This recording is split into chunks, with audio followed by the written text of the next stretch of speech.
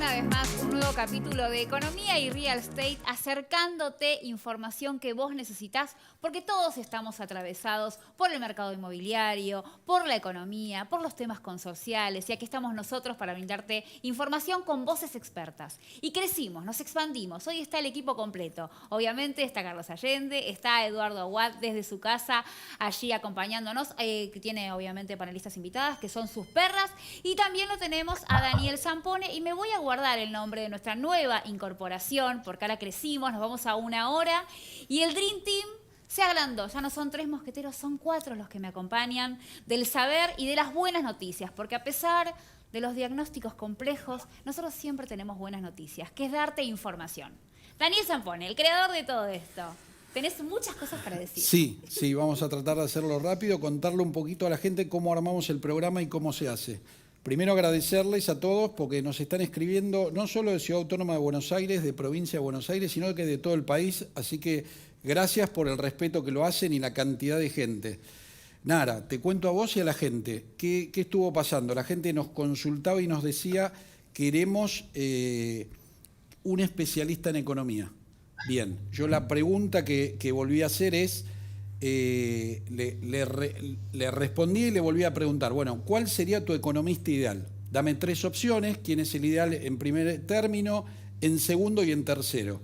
Bueno, particularmente, que ahora te lo voy a decir en un ratito, salió una persona primero que la verdad que es un orgullo que lo tengamos. Pero déjame hacer un prólogo y un agradecimiento, no quiero ser muy largo. Nosotros empezamos, la planificación del programa eran 3 meses, llevamos 2, pasamos de media hora a 1 hora. La verdad que la repercusión fue excelente, fue buenísima, y quiero agradecer, porque esto es un trabajo de equipo, no soy yo solo, sino es un trabajo de equipo. Primero los que están atrás de cámara, Juli, Tommy y Gastón, que son 3 cracks, que siempre con una buena energía y siempre con una sonrisa. Yo hace muchos años trabajo acá y me saco el sombrero.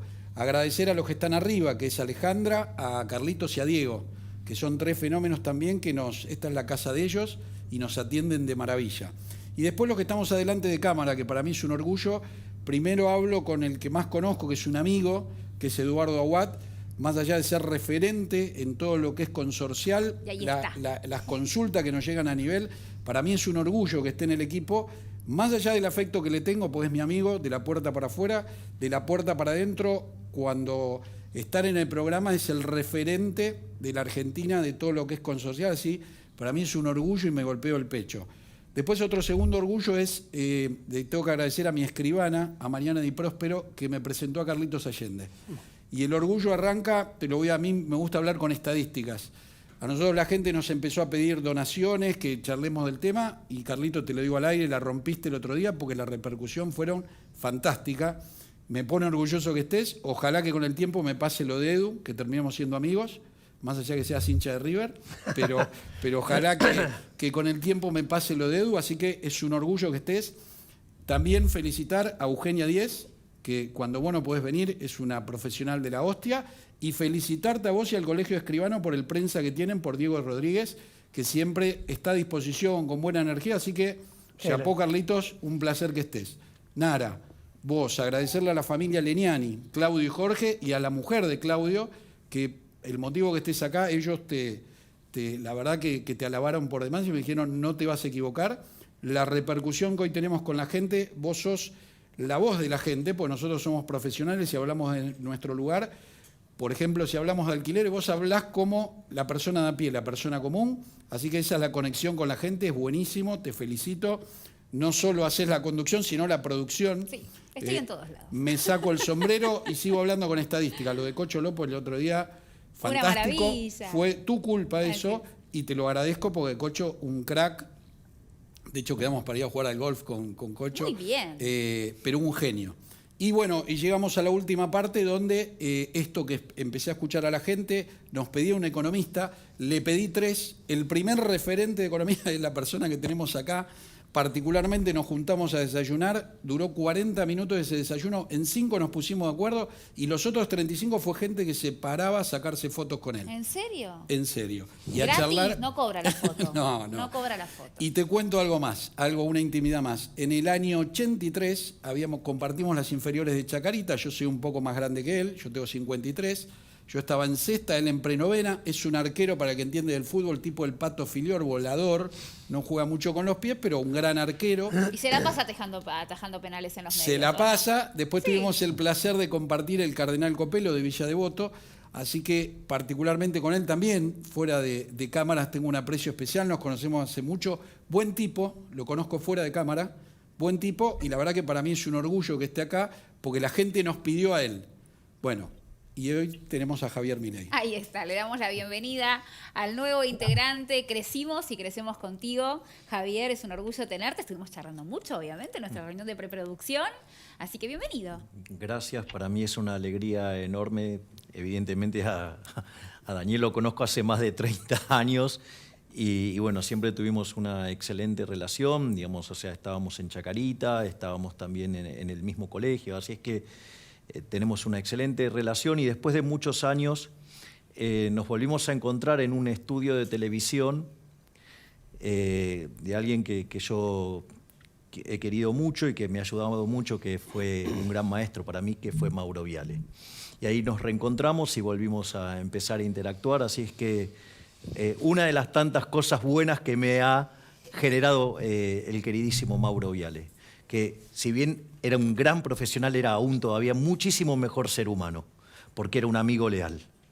Y eso cuesta en el medio. ¿Sabés lo Eso que cuesta cuesta? en el medio. ¿Sabés? Pero bien, te tenemos aquí y vamos a empezar a abusarnos de tu saber. Y queremos un diagnóstico de la situación de la economía actual en la Argentina. Sé bueno. Bueno, no hay muy buenas noticias Ay, respecto a lo pero- que es Argentina. Argentina se encamina a tener una crisis de tamaño colosal. O sea, todos los indicadores de Argentina son indicadores propios de una crisis.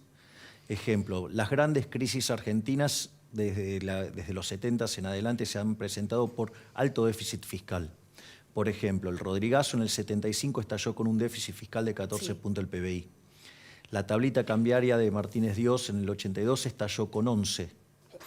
La hiperinflación de Alfonsín en el 89 estalló con 8. Y la convertibilidad en el 2001 estalló con 7. El año pasado Argentina terminó con un déficit fiscal de 9 puntos del PBI. Bien. O sea, con lo cual en el plano fiscal estamos mal. Hay una parte del gobierno que quiere hacer el ajuste, que es lo que tiene que ver con Guzmán. Hay otra parte del gobierno que no quiere hacer el ajuste, que es el Instituto Patria. Por lo tanto, digamos, o sea, en el plano fiscal estamos muy complicados. En el plano monetario también estamos muy complicados.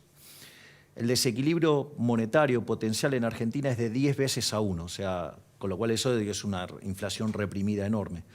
A ver, el año pasado el déficit fiscal que tuvimos implicó emitir una base monetaria más.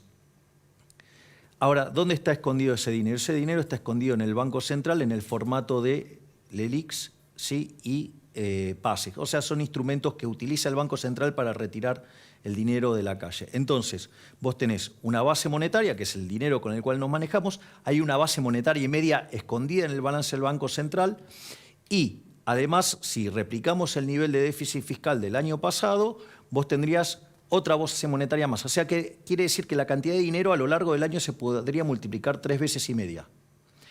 Y por otro lado, los argentinos tendríamos que tener, así para manejarnos, el dinero para manejarnos, cerca de 4 puntos del PBI y hay 12. Es decir, la diferencia es 3. Entonces multiplicás por 3 y por 3,5 te da 10,5. ¿Qué quiere decir esto? Que en un contexto de crisis política y que la gente empiece a repudiar el dinero, eso implica una inflación subyacente de 950%. Eso generaría un desastre no solo en lo económico, sino también en lo social, porque hay que recordar que Argentina tiene un PBI per cápita hoy que es 10, si sale todo bien como quiere el gobierno, va a estar 18% debajo del 2011. O sea, lo mal que estamos. El salario real está en los niveles del 2004. Tenemos más de 50% de pobres, tenemos 10% de indigentes, o sea, gente que no le alcanza para comer, ¿sí? Y además también tenemos una situación en el plano externo absolutamente delicada. Es decir, cómo, digamos, o sea, Argentina está repleto de restricciones. Dicen que tenemos 40.000 millones de dólares de reservas y acabamos de defaultearle al Club de París 2.400 millones de dólares. O sea, en un mundo donde las tasas de interés son nulas, donde todo el mundo consigue financiamiento, nosotros tenemos un riesgo país promedio de 1.500 puntos básicos, ¿sí? Que es 15% de tasa de interés, y para la gente que no sabe lo que son 1.500 puntos básicos, pero en la punta corta es 2.000 el riesgo país. O sea, la tasa que paga Argentina en dólares de corto plazo está arriba del 20%. Es decir, entonces en un contexto donde todo el mundo consigue financiamiento, nosotros no podemos conseguir nada más que 2.400 palos.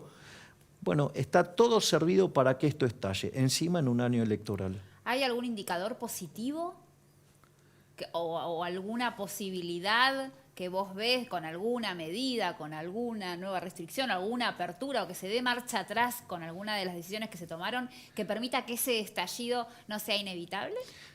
Mirá, la única buena noticia es que va a haber elecciones y que después de tanto tiempo, esto ya es una opinión personal, ¿sí? Aclaro, es estrictamente personal, por primera vez va a haber una opción liberal en serio. Bien, ahí está. Esa fue la primera intervención de nuestra nueva incorporación. Vamos a ir en búsqueda de buenas noticias. Después tenemos el Minuto a Milei para cerrar, que no se lo pueden perder. Pero antes de todo eso, ¿vos tenés buenas noticias para mí, Carlos? Porque yo soy la optimista del equipo. Te soy la licenciada en periodismo del equipo y soy la optimista del equipo. Pero Javi. yo soy optimista. Vos sabés que yo soy especialista en crecimiento económico y muchas de las cosas, digamos, que yo trabajaba antes de hacerme conocido, era justamente por el desarrollo del concepto de singularidad en economía, donde el eje central, mirá la frase con la que arrancaba mis presentaciones, no sabemos cómo será el futuro, lo único que sabemos es que va a ser mucho mejor, salvo que vivas en un país socialista o en Argentina que abraza el socialismo. Carlos Allende, ¿qué números nos traes? Más o menos, A ver. No tan optimistas. Abril, en el mercado inmobiliario de la Ciudad de Buenos Aires, más que en el mercado inmobiliario, hablemos de las escrituras que hacen los escribanos de la Ciudad de Buenos Aires de compra-ventas de inmuebles en la Ciudad de Buenos Aires. Bien. Que en realidad no necesariamente refleja la actividad del mercado inmobiliario, pero sí es un termómetro que históricamente del año 98 se toma como referencia. Bueno, con relación a marzo ha disminuido un poco, ¿no? Si lo comparamos con el año anterior, abril contra abril, es un éxito rotundo. Claro. Pero el año pasado, en abril, se hicieron 7 escrituras. Se llama rebote del gato muerto. ¿Lo puedo ejemplificar con igualmente eso es bibliografía, existe. Googleé rebote del gato muerto y van a ver que es una ¿Lo puedo hacer terminología con de un la chiste economía. de microeconomistas? Dale. Vos sabés que los microeconomistas son tipos que miran todo en términos relativos. Entonces se encuentran dos microeconomistas y uno le dice al otro, che, ¿cómo está tu mujer? Y el otro le dice, ¿comparada con qué? Bueno, esto es igual. Por eso, digamos, de hecho, los números hay que compararlos siempre contra, ahora hay que hacerlo contra el 2019, no contra el 2020. Digo, te pasa con la recaudación fiscal, hoy te está volando, está 72% arriba, 16% en términos reales, ahora cuando la mirás contra el 2019, estamos 9% abajo. Bueno, a ver, para que tengas una idea, ¿no? Para que todo el mundo tenga una idea. En el año 2018, tengo por acá el machete, se hicieron en un abril 6.000 escrituras. 6.000 escrituras. En lo que va del año, vamos 8.000. Bien. ¿No? Y claramente estamos mejor que el año pasado, ¿no? ¿Cuántas fueron en este abril? 2.300. Por eso, estás 67% abajo, o sea, un tercio estás. El número del 2018 tiene que ver con los créditos, con el impacto de los créditos. Obviamente. ¿Qué opinan acá? Estamos hablando de un año. Corredor y obviamente Javi. Sí, lo que te dice Carlitos es verdad. El comparable que están haciendo está perfecto. Vos acordate que hay 3 variables del mercado inmobiliario, que es crédito, cepo y que no te muevan el dólar. Ahí Carlitos muy bien te marcaba el 2018, porque ahí todavía no había empezado la crisis del mercado inmobiliario. Claro. La crisis empieza cuando el cepo, ya con la era Macri, te empezaron a mover el dólar y el crédito UVA chocó, Entonces ahí empezás a sumarle la pandemia, ¿no? Esas 7 escrituras Así que es. habla Carlos del año pasado, una combinación letal. Claro, pero en el 2019 ya había habido una caída y no teníamos pandemia todavía. Exactamente. Sí, a ver, aparte, yo siempre lo repito acá, nosotros llevamos estadística del año 1998. ¿Uno se imagina un año apocalíptico, 2002? Mucho mejor que el 2019. Bien. No, mucho mejor. Bueno, un ejemplo es- lo que acaba de decir Carlos es muy importante. Digo, el dato que acaba de dar, aún en un sector tan procíclico como es el real estate, esto es importante porque cuando vos mirás las condiciones técnicas de la economía en términos de desempleo, o sea, el desempleo bien medido hoy en Argentina es un trabajo que hizo recientemente Guillermo Moreno, ¿sí? Bien medido en horas de trabajo es 26%, punto 1. No solo eso, sino que tenemos más pobres que en el 2001, muchísimo más pobres que en el 2001, tenemos un número de indigentes verdaderamente estremecedor, ¿sí? Y sin embargo, bueno, en términos de PBI per cápita estamos verdaderamente aniquilados. Para que se den una idea, Argentina arrancó el siglo XX siendo el país más rico del mundo en términos de PBI per cápita. Entró a la pandemia 70, o sea que en 120 años perdimos 69 lugares. En este momento estamos en el lugar 120. Somos furgón de cola de América Latina. Tenemos menos PBI per cápita al tipo de cambio paralelo, no al oficial, obvio que. A ver, el oficial no existe, o sea, es el dólar Mickey Mouse, no lo puede comprar nadie. Y, digamos, en ese contexto estamos peor que Paraguay, somos furgón de cola de América Latina. ¿Sí? O sea, la decadencia y la caída estrepitosa de este año, y sin embargo no hay ninguna convulsión social. ¿Por qué? Porque, digamos, el gobierno metió a los actores que son revoltosos, por decirlo de alguna manera, los asoció metiéndolo adentro del gobierno, y además en el año electoral están todos muy preocupados por conseguir votos, pero las condiciones técnicas de la economía son muchísimo peores que la del 2001. Y en aquel momento, ¿sí? Menos, o sea, era un número cercano, pero por debajo, el que odiaba a la corporación política. Hoy el odio a la oligarquía política está arriba del 70%. Mira, ¿yo le podría hacer una pregunta Obvio. a Javier? Sí, Carlos, por favor, con todo lo que te interrumpo. Va. O sea, arranqué interrumpiendo. Javier Milei, presidente de la Argentina. Upa. O sea, ¿Sabés lo que pasa? Que el hijo de Carlos es libertario, eso es lo que pasa. Es una intimidad Como de mi la... hermano, como mi hermano. vamos, Estoy no, rompiendo el foco. sí, mi hermano, en realidad que cuando le mandé la foto con vos me dice ídolo. Mi hermano, tenemos hermanos libertarios. Bueno, Javier Milei, presidente con poder, ¿no? Con poder. Bueno, con poder, pero digamos, enfrentando las situaciones de la Argentina. Los temas laborales, sindicales, digamos, y todas las cosas que encorsetan las posibilidades de desarrollar medidas como para sanear la situación. Una de las cosas que todos sabemos es que no tenemos moneda y que tal vez esa sea la madre de todos los males. Porque como no tenemos moneda, tenemos que referenciarnos con dólares, compramos dólares, pero después tenemos cepo, con lo cual no podemos tener dólares y no podemos comprar inmuebles porque los inmuebles se cotizan en dólares.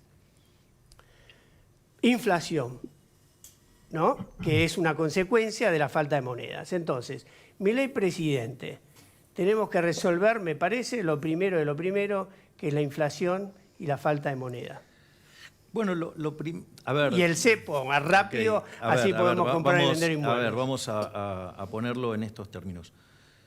Primero, digamos, yo recién ahora, en el 2021, estoy tratando de ingresar al Congreso de la Nación Argentina, sí, como diputado nacional, y la verdad que el 2023 es un desafío muy largo para lo que es. A ver, Argentina, digamos, con la inflación que genera en un año es el equivalente a 25 años de Estados Unidos, digo, para tener un orden de magnitudes del problema. Pero como yo no voy a rehusar a la pregunta, digamos, o sea, y voy a contestar, yo en mi concepto, digamos, o sea, lo primero que hay que entender es la naturaleza monetaria de la inflación. La inflación es siempre y en todo lugar un fenómeno monetario que surge de la pérdida del poder adquisitivo del dinero. Cuando vos, digamos, yo lo suelo hacer con un ejemplo de en una economía que se mueve en oro, ¿no? ¿Qué pasa si viene alguien y te dice, mira, encontré la fórmula de convertir el plástico en oro? ¿Qué haces? Empezás a comprar plástico y lo empezás a convertir en oro. Cuando vos tirás ese oro a la calle es una estafa, ¿sí? Porque en realidad le estás dando plástico, no le estás dando oro. Pero ¿qué va a pasar con el plástico, con el oro ese, digamos, falso, si es bueno y todo el mundo lo cree? Va a bajar su precio, es decir, que todos los precios expresados en unidades áureas van a subir. Bueno, eso es la naturaleza monetaria de la inflación. Nosotros emitimos mucho dinero, más de lo que se demanda, y eso es lo que genera la pérdida del poder adquisitivo del dinero. Entonces, el punto de cuánto se pierde. Bueno, se pierde mucho con la inflación. Desde que tenemos Banco Central en 1935, al margen de que le quitamos 13,0 a la moneda, destrozamos 5 signos monetarios, cada vez que la inflación pasa el 20% se pierde un 0,58 de crecimiento. Si no hubiera sido por esa institución nefasta que está en Reconquista 266 y que financia al fisco, hoy tendríamos un PBI per cápita como el de Estados Unidos. Chan. Javi, perdón. Sí, claro. Que después me quiero sumar a la pregunta porque dijiste un año clave, 1935. Yo sé, Nani, que vos me ibas a pedir la palabra para Eduardo. Sí. Si querés, me engancho, acordate, Javi, 1935, porque ahí te quiero preguntar qué pasó. ¿Cómo me voy a olvidar si es el año en que se creó esa institución nefasta llamada Banco Central de la República Argentina que tanto daño le hizo a los argentinos? Bien. Así estamos, ¿eh? ¿Te estás preparando para entrar al Congreso? Meditación, todo lo... Hay que entrar ahí, ¿eh? Hay que entrar ahí. ¿Nido de ratas? Hay que entrar ahí. Y pido perdón a la Sociedad Protectora de Animales por tratar tan mal a las ratas. Las ratas son amorosas, absolutamente. Y por eso, claro, digamos, las comparé con los políticos argentinos, pobres ratas. Yo voy anotando todo, dólar Mickey Mouse, el rebote del gato muerto, yo voy anotando todo para aprender. De esa tengo un repertorio. Porque en la licenciatura de periodismo no vimos tanta economía. Pero le damos la bienvenida, ya lo vimos antes en pantalla, Eduardo Aguad, que nos está esperando allí por las consultas de la gente. Hola, Eduardo, ¿cómo estás? Hola Nara, hola a todos, ¿cómo están? Vamos a hablar un poquito de los problemas cotidianos. De los problemas consorciales, así es. Y la gente nos envía... pasa día a día, digamos. Así es. Si nos envían sus consultas, obviamente todas para vos, la mayoría, es el que tiene más club de fans, sí, ¿viste? No, aparte te voy a decir una intimidad, el más fachero. Y hay que reconocerlo. Porque tiraron de luz. Sabés si lo que te digo siempre, Dani, querido, que con tu guita y con mi pinta nos ganamos el mundo.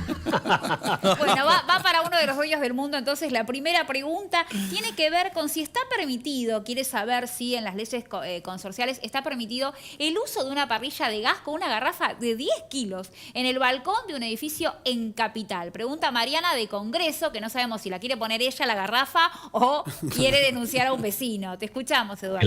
Claro, nunca se sabe. Mirá, vamos a hablar en general de que en los edificios de propiedad horizontal no se pueden guardar o almacenar cosas combustibles, cosas peligrosas. Por lo tanto, una garrafa es algo peligroso.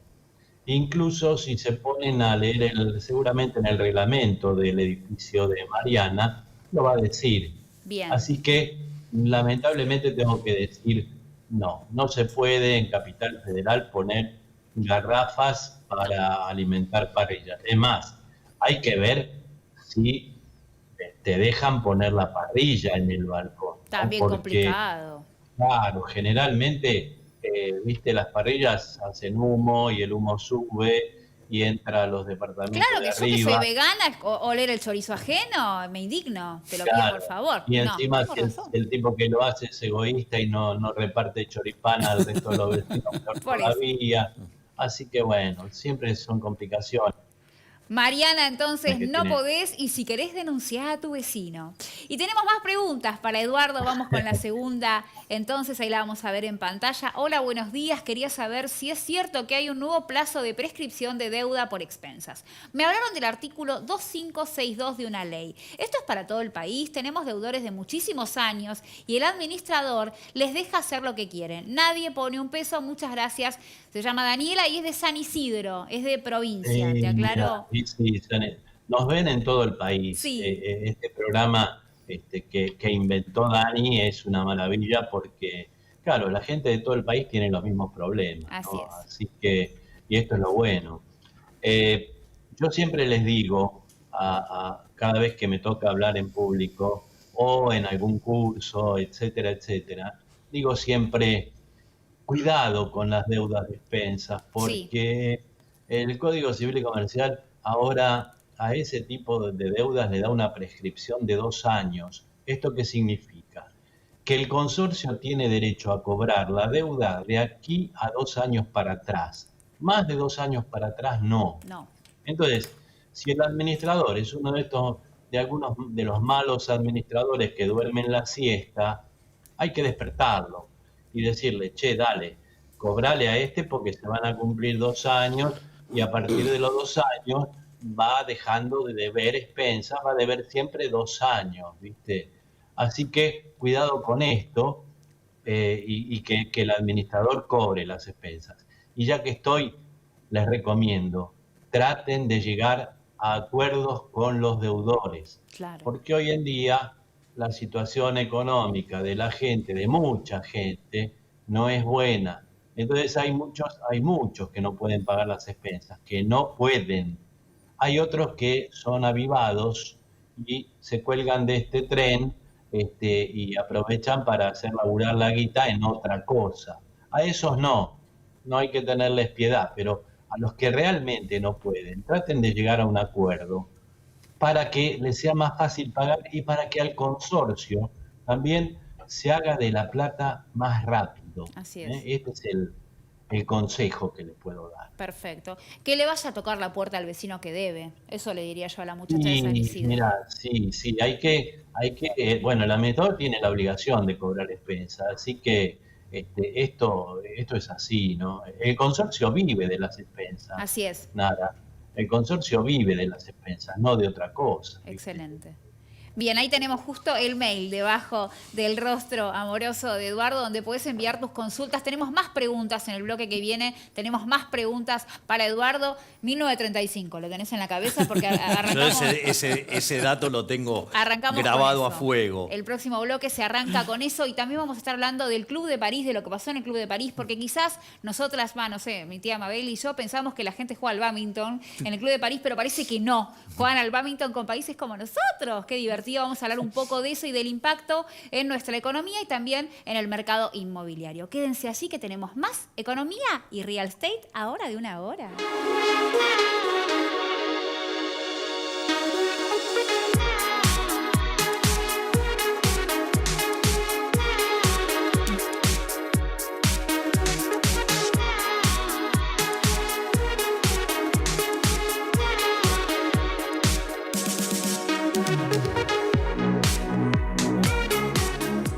Segundo bloque de economía y real estate. Quédense hasta el final, tenemos un programón. Seguimos ahondando, hablando, debatiendo y acercándote información a vos sobre economía, sobre mercado inmobiliario, sobre temas consorciales.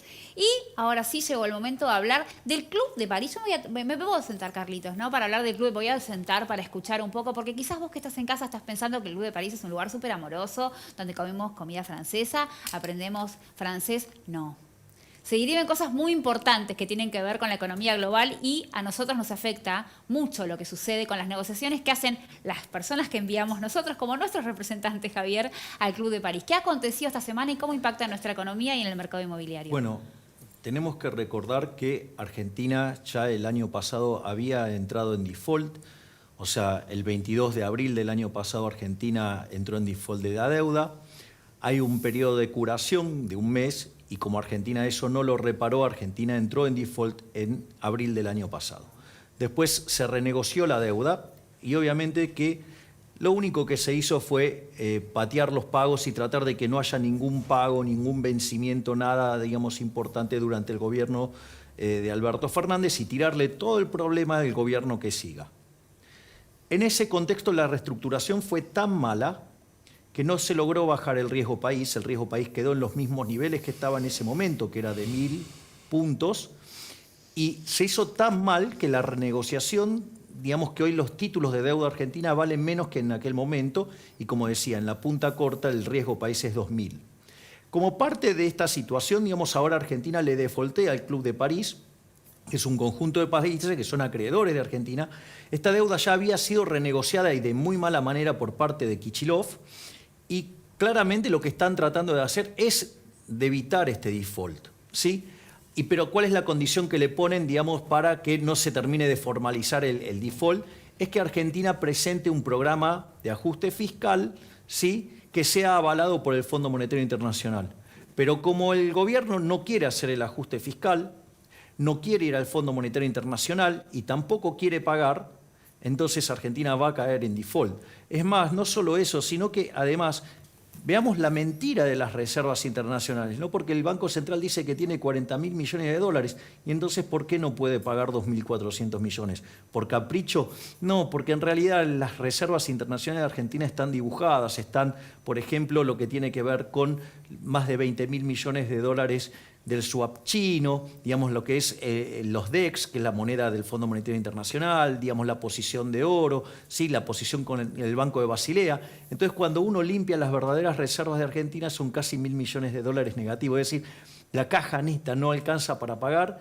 ¿Y esto por qué es importante? Porque esto lo que después hace es que los títulos de deuda de Argentina caigan, que por ende la tasa de interés sea más alta porque el riesgo país es más alto, y cuanto más alta es la tasa de interés, las chances de que vos consigas financiamiento son más bajas. Entonces se hace mucho más difícil la inversión y se hace mucho más difícil que la gente pueda acceder ya al crédito, que es muy escaso en Argentina, porque el verdadero crédito en Argentina apenas supera el 10% del PBI. Si a eso le sumamos la contracción económica y le sumamos la tasa de inflación, la cual además se podría desbordar, las expectativas y las perspectivas para toda la economía en su conjunto son muy oscuras. ¿Y cómo afecta la inflación esto? Bueno, la inflación, digamos, si eso repercute en que la gente vaya a demandar menos dinero, la tasa de inflación se dispara y vos sabés que podés generar inflación aun cuando no emitas dinero si se te cae la demanda de dinero. Es decir, porque la lógica, en el bloque anterior lo dijimos, la inflación es siempre y en todo lugar un fenómeno monetario, y eso deriva de que cuando la oferta de dinero crece más que la demanda. Ahora, digamos, si además cae la demanda de dinero, vos tenés un problema más grande. Y es más, todas las crisis se gatillan desde la caída en la demanda de dinero. O sea... Javier, ¿estamos en esta inflación? Argentina sí, claramente. O sea, digamos, porque la estanflación es la combinación de inflación con recesión. Argentina, por ejemplo, no expande su PBI desde el año 2011. Ni que hablar que en términos per cápita, como dije antes, o sea, si sale todo como quiere el gobierno, vamos a estar 18% abajo en términos de PBI per cápita. Y encima, además, con una inflación creciente. Si tomamos, por ejemplo, la inflación de los últimos 12 meses, estamos en torno al 45%, pero si tomamos los últimos 4 meses y lo anualizamos, estamos arriba del 60%. Y eso con cepo, ¿sí? Con cepo y con controles de precio y tarifas pisadas. Por lo tanto, de solo corregirse la cuestión cambiaria, donde sincerar el tipo de cambio al tipo de cambio paralelo, ya con eso implicaría un salto en el nivel de precios que pondría la inflación del año en el 100%. Y de hecho la inflación mayorista viene a ese ritmo. Por lo tanto, digamos, si además se empiezan a gatillar cuestiones negativas como, digamos, default generalizado, digamos, o un avance más profundo del ala irracional del gobierno, bueno, esto puede generar una crisis de magnitudes colosales. Javi, sí. Antes en el bloque anterior te dije 1935. Sí. 1935, 1940. ¿Puede ser que vos estás hablando de inflación? ¿Con Estados Unidos estábamos muy parecidos? Bueno, Argentina, antes de que existiera... Bueno, Argentina, digamos, entró al siglo XX siendo la primer potencia mundial, estaba arriba de Estados Unidos. O sea, para tener un orden de magnitudes. Después Argentina, a partir de 1916, que empieza, digamos, con el gobierno de Irigoyen a abrazar ideas socialistas, empieza a separarse en términos de tasa de crecimiento. Después, digamos, cuando llega la Gran Depresión, y eso impacta, digamos, también en todo el mundo, como todos empiezan a hacer más o menos las mismas macanas, Argentina no perdía muchas posiciones, y en ese contexto, en 1935, Argentina crea el Banco Central. Pero la inflación antes de 1935 en Argentina era del 0,9%. 0,9% anual. O sea, ni siquiera... No llegabas a un punto. A 1. Después, bueno, de hecho la moneda argentina, cuando se creó el fondo, ¿sí?, en la década del 40, era una de las monedas de reserva de valor. Y entre lo que es es más, el Banco Central cuando se creó por 40 años, lo tendrían que haber cerrado en 1975, pero como se convirtió en un mecanismo de estafa de los políticos hacia los argentinos, sigue vivito y coleando. Y en los primeros 10 años del Banco Central, que era mixto, ¿sí? La mitad era del sector privado y la mitad era del sector público, la inflación saltó al 6% anual de promedio, un número alto para la época. Después lo nacionalizamos en el 46 y desde 1946 a 1991, cuando se produce el repudio de la moneda y estalla la hiperinflación en el 89 y en el 91, y en el 91 hacemos la convertibilidad, en ese contexto la inflación promedio fue del 250%.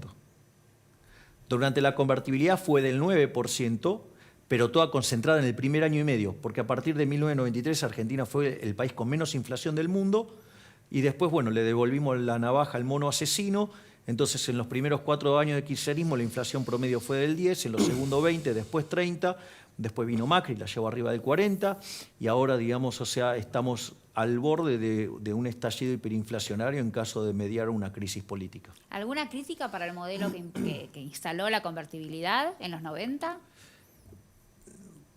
Mira, desde mi punto de vista, el corazón del problema del modelo de la ECA en los 90 sí. es que la reforma del sistema previsional no se hizo del todo bien y eso es lo que generó la explosión del déficit fiscal y la mala lectura del mismo. O sea, se debería haber copiado verdaderamente el modelo chileno, pero bueno, como acá, digamos, se metieron los bancos y los bancos tenían las AFJP y ahí había una forma de... Porque cuando vos haces la reforma del sistema previsional, a vos se te genera un déficit, porque todos los aportantes se te va al sector de capitalización y vos te quedás con el pasivo. Lo que hizo Chile fue reconocerlo de inicio, ¿sí? Y vos ya esa deuda estaba registrada. En Argentina, ¿qué le dijeron los bancos a Caballo? Le dijeron, no te hagas problema, o sea, entonces, ¿qué hacían? Las AFJP tenían el superávit, el gobierno tenía el déficit, ¿y qué hacían los bancos? Cobraban por colocar y se las colocaban en las propias AFJP. Sí, aparte, te pregunto desde mi ignorancia, está bien que no se emitía en la época de la convertibilidad. Se emitía contra demanda de dinero. Bueno, había mucho endeudamiento, ¿no? A ver, la relación deuda-producto, digamos, en la época de la convertibilidad estaba en torno al 50%, pero cuando vos limpiás el efecto del déficit previsional, Argentina en realidad hasta tenía superávit fiscal. El problema radicaba es que vos cuando tenés la deuda previsional, la deuda estaba escondida, ¿sí? Porque vos tenés el pasivo, pero no está, digamos, o sea, no está explícito, por decirlo de alguna manera, con el sistema previsional. Lo que fue pasando durante la convertibilidad, esencialmente, fue que vos empezaste a blanquear la deuda que tenías con el sistema previsional al hacer el traspaso desde el sector público al sector privado. Y en realidad eso es lo que hizo subir la deuda. No digamos que el desmanejo fiscal hubiera sido tan grande. Pero como eso no se hizo bien, no se aclaró bien, no quedó claro, porque en el medio estaban los intereses de los bancos, que además eran dueños de las AFJP, claro, y que en realidad se beneficiaban, digamos, o siendo market makers, ¿sí? O cobrando comisiones, pero eso, digamos, o sea, lo que hizo es que no se sincerara de inicio. Y eso después terminó generando que todo el mundo se asustaba de cómo crecía la deuda, cuando en realidad lo que estaba pasando era que se estaba sincerando y blanqueando la deuda previsional. Y después también hubo mala suerte, ¿no? Porque tuviste una catarata de shocks externos negativos. Arrancó con la crisis asiática en el 97, que Argentina la pudo sobrellevar, pero después vino la crisis rusa. La crisis rusa le pegó muy fuerte a Argentina porque se venía expandiéndose a un ritmo del 7 u 8%, y ese año el PBI terminó creciendo 3%, porque todo lo que vos creciste durante el primer semestre te lo comiste en el segundo. Eso fue en agosto del 98. Después te vino la crisis brasilera.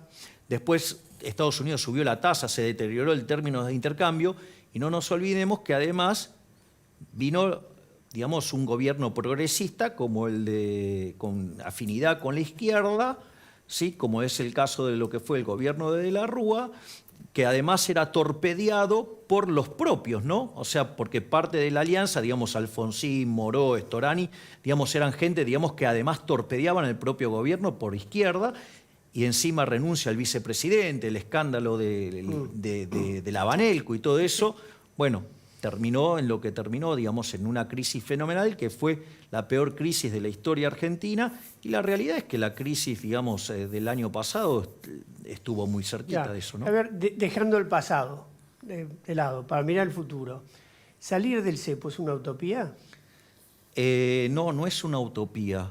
El problema es que hay que comprender la base de origen del cepo. El cepo es una medida absolutamente inmoral propia de políticos ladrones. Porque, ¿por qué aparece el cepo? El cepo aparece para no sincerar el valor del dólar, ¿no?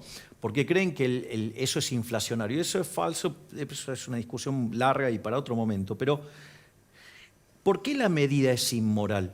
Porque vos, a ver, yo, digamos, ya soy anarquista filosóficamente, con lo cual todo lo que implique la existencia del Estado me molesta, pero al margen de eso, vos tenés el Congreso, ¿y cuál es la consigna, digamos, de los impuestos? No taxation without representation. ¿Sí? Por eso se sancionan en la Cámara de Diputados, porque son los representantes del pueblo. Ahora, el impuesto inflacionario es un impuesto no legislado. Ese es un robo directo. Son cerca de 6 puntos que los políticos le roban a los argentinos sin, digamos, pasarlo por el voto en la Cámara de Diputados. ¿Y cuál es el objetivo del cepo? Porque en el fondo vos estás viendo la inflación, te querés proteger y entonces te vas al dólar, ¿sí? Para protegerte de la inflación, para eludir o evadir, si vos querés, en realidad eludir el impuesto inflacionario. Ahora, ¿qué es lo que pasa? Entonces te ponen el cepo ¿para qué? Para que vos no puedas comprar los dólares. De esa manera, vos te tenés que dar con pesos, te aumenta la base imponible del impuesto inflacionario y te roban más. Es decir, es una medida inmoral para robarle a los argentinos y bajar artificialmente la tasa de inflación, generando un aumento de la demanda de dinero artificial para justamente estafarte con el impuesto inflacionario. ¿Cuántos temas para hablar con Javier? Todo el equipo lo estamos llenando de preguntas. Vamos a continuar, si te parece, Javi, en otro momento. Y si ya nos queda tiempo con este revisionismo de los 90 que nos estaba proponiendo Javier. Pero ahora nos vamos nuevamente a abrir la ventana de él, de nuestro experto en temas consorciales. Lo tenemos a Eduardo Aguad del otro lado. Estás escuchando atentamente todo, estimo. Querido así es, escuchando, pero atentamente, porque, bueno, son cosas del país, ¿no? Así es. Y bueno, y es historia reciente. Que estamos hablando. Así es. Y tenemos más preguntas de la gente que nos envían a economiayrealestate@gmail.com. Y vamos con la que sigue. Hola, Doc. Tenemos un problema serio de filtración de humedad en el cielo raso del baño principal. Hace 8 meses se realizaron reparaciones que empeoraron las cosas y ahora tenemos filtración en el mismo lugar. Doctor, es terrible. Ahora se desprendió el revoque, se aflojaron las cerámicas y el cielo raso está cubierto de hongos. El administrador dice que la reparación se hizo y por lo que sabemos no tiene garantía. ¿Qué podemos hacer? ¿A quién le reclamamos? Y sigue el desfile de administradores nefastos. Nos dice María Angélica. ¿Qué le contestamos? Es de Recoleta, María Angélica. María Angélica, el administrador, buscá votos, échenlo, porque realmente un administrador de consorcio que contesta una cosa así, no tiene golpete, no tiene para nada razón. ¿Cómo va a contratar una reparación sin una garantía? Claro. Primero, ¿no? Y él está para cuidar el patrimonio de los consorcistas. El consorcista confía en el administrador, ¿viste? Le entrega plata todos los meses para que le conserve el hogar, para que haga la conservación de todo el edificio. El hogar de la gente no es de la puerta para adentro solo, es del umbral de la vereda, que da la vereda, para adentro, es todo el edificio, ¿viste? Entonces él tiene que cuidar todo eso, tiene que contratar con garantía, tiene que arreglar, tiene que conocer, porque hay administradores que no conocen ni siquiera sus obligaciones como administrador. Es un trabajo, a él lo contratan para trabajar, y trabajar es mantener como corresponde el edificio. Si el consorcio rompe algo o el consorcio estropea algo, porque una parte del consorcio, como son las cañerías,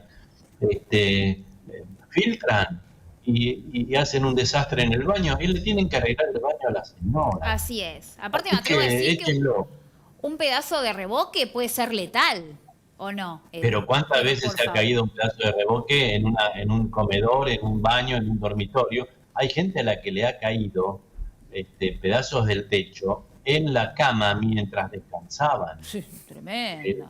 Esto es tremendo. Yo tengo una gatita que pesa 3 kilos, me la mata. Me cae un pedazo de revoque arriba de Violeta. Pero desde ya te mata la gatita y te puede lastimar a vos también, Exacto. ¿viste? Así Bien. que hay que tener mucho cuidado con esas cosas. de los Excelente, consorcios. Eduardo, Sí. como siempre. Tenemos más consultas y preguntas de la gente sobre temas consorciales y vamos a la última. Estimados, vivimos en un edificio donde hay calefacción central y en la unidad nuestra no funciona desde hace muchos años. Pasaron por mi departamento calefaccionistas, ingenieros y gente que manda a la administración, pero nada, rompen todo, dejan todo destruido, mi casa parece un campo de batalla. Eso sí, nos siguen cobrando el servicio de calefacción como Ah, si sí. nada pasara. Le reclamamos a la administración y al consejo y nada, rápidos para cobrar, pero nadie nos ayuda. Desde ya, muchas gracias por su atención y saludos cordiales. Y Norma es de Palermo, vecina mía. Yo ya estoy aprendiendo un montón con vos, Eduardo, que remuevan esa administración. Mira, hay muchos malos administradores. Hay buenos también, ¿eh? Hay buenos también. Pero ¿Hay hay que alguna buscarlos. web donde buscar buenos administradores? Porque la verdad, No, no hay. Tenés que buscarlo, tenés que cada uno. Lo que pasa es que la gente muchas veces se guía por recomendaciones y esas sí, cosas. Y mira, hay que tomarse el trabajo de ir a los lugares donde está administrando el candidato que vos querés. Y bien, tocar timbre y preguntar, che, ¿cómo administra este bien, tipo? Disculpame, yo soy de acá o soy de allá, para saber cómo administra. Y así tenés opiniones directas, ¿viste? Y después sacás tus propias conclusiones. ¿Te sirve o no te sirve? bien, Este, por ejemplo, es un mal administrador. ¿Por qué? claro, Porque no le está reparando a esta señora la calefacción. La señora está pagando el gasto de la calefacción y no la tiene. Es un servicio central. Si la paga, tiene que tener calefacción. exacto. Y si no la tiene, que la señora vea a su abogado de confianza y Bien. le diga, doctor, quiero que haga que tenga yo mi calefacción. Y el abogado le pedirá al consorcio que le instalen un sistema de calefacción diferente, que no le cobren la calefacción central Exacto. y que ella tenga su propia calefacción. Bien. Pero estas cosas hay que hacerlas, porque si no estos tipos siguen haciendo lío en donde no deben. Che. Así es. Pero me parece una muy Vosotros- buena idea, hacer como una especie de web donde uno pueda denunciar a las administraciones. Te tiro una idea. Como tenés tanto Sí, trabajo, claro. Eduardo, te sumo una Claro. idea más para que trabajes más todavía. Ni más todavía. Mira, el secreto es controlar al administrador y no es fácil. Nosotros desde el estudio inventamos un curso que dura 8 horas para enseñarle a controlar al administrador a la gente. Así que mirá las cosas que hay que aprender para controlar al administrador. Perdón, Es- Edu. es- Edu, repetí que, Dale. la verdad que no lo sabía. Sí. Repetí ese dato que es importantísimo lo que acabas de Sí. decir. Siempre el control del administrador es bueno. Al mal administrador le estropeas el asado. Y al buen administrador le encanta que lo controlen. Entonces yo dije, se le dice a la gente controlar al administrador, pero nadie le enseña. No hay un curso, no existe Bien. un curso para aprender a controlar al administrador. Bueno, yo me senté un día, lo inventé y lo estamos dando en el estudio, por vía Zoom. Así que hay que aprender a controlar al administrador. Y sabés que tenemos alumnos de todo el país, gracias justamente al Zoom. Hay Bien. gente del interior que está aprendiendo a controlar al administrador. Edu, también. Importante que Edu, si lo quiero hacer, ¿dónde me contacto con vos, al estudio? ¿Cómo Claro, seguramente Charlie, el director, va a poner en el graph donde está el teléfono. Sí, 49. y está el mail consorcio Ahí está. @todoconsorcios.com.ar, ahí la gente puede Claro. averiguar para este curso que dura, son 8 horas de corrido, porque a mí me agarra. No, son 4 clases de 2 horas. Ah, ¿viste? porque ahí Y el sí, teléfono no. para los que no ven, porque este programa es inclusivo, Sí. así que les vamos a decir el teléfono para los que no ven, 4982 2024.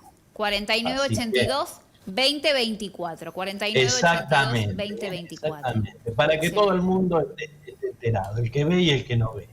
Excelente, muy bien. Bueno, Eduardo, quédate ahí, que todavía queda más programa. Viste que crecimos, ahora te tenemos 1 hora ahí con el panel de luz enfrente, así que quédate que tenemos más programa. Vamos a ir dándoles las vías de comunicación para que ustedes que están del otro lado se comuniquen con nosotros, nos acerquen preguntas, sugerencias, temas que quieren que tratemos aquí en Economía y Real Estate. Ahí tienen el Gmail en pantalla, comuníquense con nosotros. También tenemos un hermosísimo y que vamos a ir renovando de a poco y sumando. Hoy tenemos un montón de videos del backstage de hoy, les cuento. Economía.realestate, ese es nuestro Instagram. Y en Facebook nos encuentran como Economía y Real Estate. Y ahora sí, vamos a ir cerrando este programa increíble porque tenemos ganas de que nuestro orador principal del día de hoy, porque se llevó muchos minutos, hablamos de Javier Milei, nos haga un nuevo segmento que estamos inaugurando en este momento. Tenemos música para el segmento y vamos a tener efectos, pero me dijeron cálmate y yo me calmé porque soy muy obediente.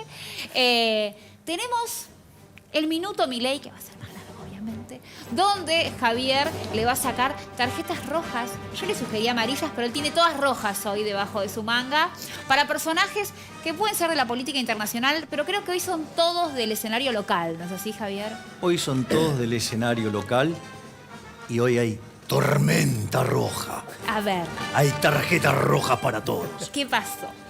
Primero, al expresidente Mauricio Macri, por las vergonzosas declaraciones que hizo en un programa del día sábado, Sí. en el cual básicamente mostró ser un mentiroso y querer robarse las ideas, digamos, y las consignas de la libertad.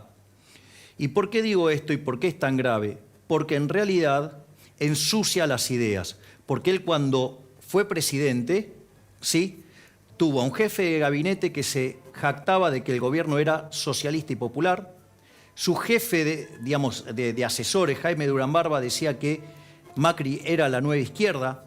Él se sentía orgulloso diciendo que su gobierno era un socialista, y ahora, como las ideas de la libertad y la libertad está cotizando bien, se las quiere robar.